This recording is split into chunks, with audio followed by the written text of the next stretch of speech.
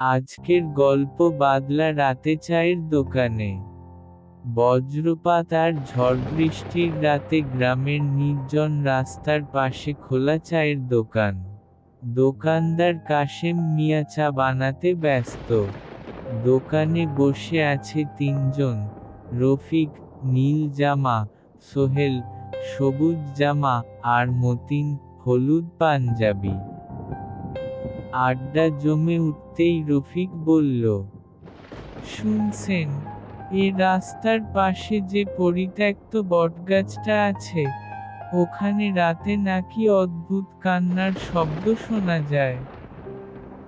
সোহেল হেসে উড়িয়ে দিল, ধুর, এসব গায়ের গপ্প। বাদল রাতে বাতাসেই গাছ থেকে আওয়াজ আসে। কিন্তু মতিন হঠাৎ থেমে গেল। তার চোখ যেন জমে গেল এক জায়গায়। বাইরে তাকিয়ে কাপা গলায় বলল, তাহলে ওই সাদা শাড়ি পরা মহিলাটাকে দাঁড়িয়ে আছে গাছটার তলায়? সবাই একসাথে তাকিয়ে দেখে, দূরে বটগাছের তলায় বজ্রপাতের আলোয় সত্যিই এক সাদা শাড়ি পরা নারী। বৃষ্টিতে তার শরীর ভিজে গেছে, কিন্তু আশ্চর্যজনকভাবে তার পায়ের ছায়া মাটিতে পড়ছে না। দোকানদার কাশেম মিয়া ফিসফিস করে বলল, আজ আর তোমরা কেউ বাড়ি যেও না। এই মহিলাকে আমি গত 10 বছর ধরে দেখি, ঠিক এমন ঝড়ো রাতে। যখন প্রথমবার ওকে দেখেছিল, তখনই পাশের ভদ্রলোক সকালে মৃত পাওয়া গিয়েছিল। বজ্রপাত আবার আকাশ ছিঁড়ে গেল। আলো নিভে গেল দোকানের ভেতর। অন্ধকারের মধ্যে সবাই শুধু শুনতে পেল ভেজা কাপড় টেনে আনার শব্দ, যেন কেউ দোকানের দোরগোড়ায় এসে দাঁড়িয়েছে।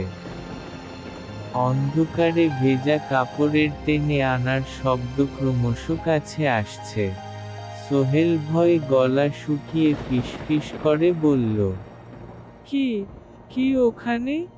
হঠাৎ বজ্রপাতের আলোয় দেখা গেল, দোকানের দরজায় ভেজা সাদা শাড়ি পরা এক মহিলা দাঁড়িয়ে। চুল ভিজে মুখে লেপ্টে আছে, চোখ দুটো জ্বলজ্বল করছে অস্বাভাবিকভাবে। মতিন তোতলাতে তোতলাতে বলল, এটা তো সেই বটগাছের ভৌতিক মহিলা। মহিলা ধীরে ধীরে ভেতরে এগিয়ে এলো। পা মাটিতে ছোঁয় না, ভেসে আসছে। কাশেম মিয়া হাত জোর করে বলল, আজ আবার এসেছে। তোমরা কেউ চোখে চোখ রেখো না, শুধু তাকিয়ে থেকো না। কিন্তু দুঃখের কথা, রফিক ভয় আর কৌতূহল সামলাতে না পেরে একবার সরাসরি তার চোখের দিকে তাকিয়ে ফেলল। সেই মুহূর্তেই দোকানের ভেতর হাড়কাঁপানো এক চিৎকার। রফিকের শরীর কেঁপে উঠল, চোখ দুটো উল্টে গেল, আর সে ধপ করে মাটিতে লুটিয়ে পড়ল। বাকি সবাই আতঙ্কে চিৎকার করে বাইরে দৌড় দিল। ঝড় বৃষ্টি মাথায় নিয়ে তারা কোনো রকমে গ্রাম পর্যন্ত পালালো।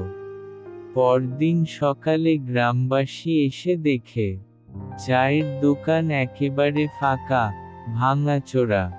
কিন্তু আশ্চর্যজনক ব্যাপার হলো, দোকানের মেঝেতে রফিকের পায়ের ছাপ নেই, বরং ভেজা শাড়ির লম্বা টানা দাগগুলো দোকান থেকে সোজা বটগাছের দিকে চলে গেছে। আর রফিক, তার আর কোনো খোঁজ পাওয়া গেল না।